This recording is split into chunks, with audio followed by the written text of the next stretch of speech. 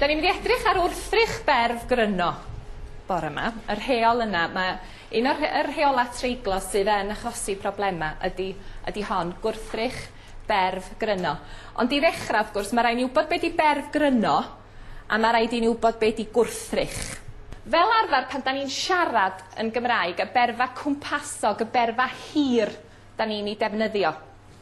Sef y patrwm yn dweud bod, yr enw neu'r rhagenw, pwy bynnag sy'n gwneud y weithred. Y patrwm ydy bod, enw neu'r rhagenw, yn wedi ar berfenw. A'r enghraifft yn fan hyn, mae Bob yn cicio Barry. Iawn? Felly mae Bob yn cicio Barry. Mae hwnna'n ferf gwmpasog, berf hir. Achos da ni'n defnyddio bod, enw neu ragenw, sef Bob, yr yn, berfenw, a wedyn gweddill y frawddeg. Wedyn mae gennych chi ferfau cryno.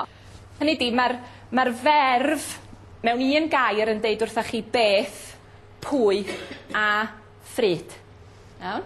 Ac enghraifft yn fanna o ferf gryno, ciciodd Bob Barry.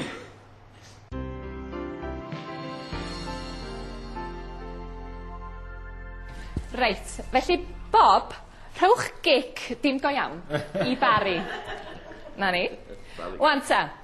Felly mae Bob yn cicio Barry. Pwy sy'n gwneud y cicio? Bob. Felly Bob ydy'r goddrych. Fo sy'n gwneud y cicio. Yeah? Fo sy'n gwneud y weithred, os liciwch chi. Y goddrych ydy Bob, subject yn Saesneg. Yeah? Wan, pwy mae o'n gicio? Barry. Ia, mae o'n cicio Barry. Felly Barry sy'n diodde'r gic os liciwch chi. A wedyn Barry ydy'r gwrthrych. Yn Saesneg, yr object ynde. A yn y frawddeg gwmpasog, mae Bob yn cicio Barry. A'r frawddeg gryno, ciciodd Bob Barry. Diolch yn fawr iawn i'r modela. Os edrychwn ni ar yr enghreifftiau yn fan hyn. Hefo'r frawddeg yna, ciciodd Bob Barry. Fysa ni'n mynd treiglo Barry achos bod o'n enw. A mae gwrthrych berf gryno yn treiglo'n feddal. Ciciodd Bob geffyl. Pwy sy'n cicio? Bob. Felly Bob ydy'r... Pa un di Bob? Y goddrych. A pwy sy'n diodde'r gic yn fan hyn? Y ceffyl. Felly mae angen treiglo'r ceffyl yma yna. Ciciodd Bob geffyl. Mae'r ceffyl yn wrthrych berf gryno. Tysyn ni'n deud mae Bob yn cicio ceffyl. Mae'n frawddeg yn ferf gwmpasog, felly dys dim angen y treiglad. Yn yr un, mae enghraifft gallach yn fan hyn, falle, o ran eich maes chi. Gwelodd Bob fyfyriwr. Pwy mae Bob yn weld? Neu pwy welodd Bob? Ia, y myfyriwr. Felly gwelodd Bob fyfyriwr.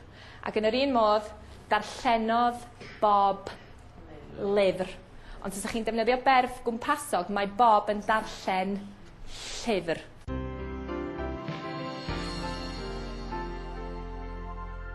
Nid yn unig enwa pethau fel ceffyl neu cadar fedrwch chi gael yn wrthrych, fedrwch chi gael berfa. Dylech chi, does dim rhaid chi gael y chi, deud y gwir.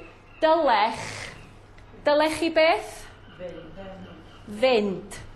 Felly'r mynd, berfenw'n fanna di'r gwrthrych. Be ddylech chi wneud? Mi ddylech chi fynd.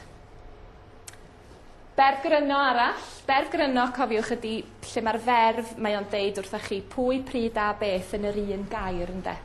Ysgrifennwch dreithawd. Ysgrifennwch beth? Pwy di'r goddrych yn fanna? Pwy sy'n gwneud? Chi. Gwneud beth? Ysgrifennu'r treithawd. Ia? A fel y gwelwch chi, fe'r ddwy enghraifft yna yn fanna, fedrwch chi gael cymal reit hir yn y canol, ond mae'r gwrthrych yn dal i dreiglo. Ysgrifennodd y plant oedd yn y dosbarth llynedd frawddegau. Pwy sy'n gwneud? Pwy di'r goddrych? Y plant. Be maen nhw'n wneud? ac ysgrifennu brawddegau.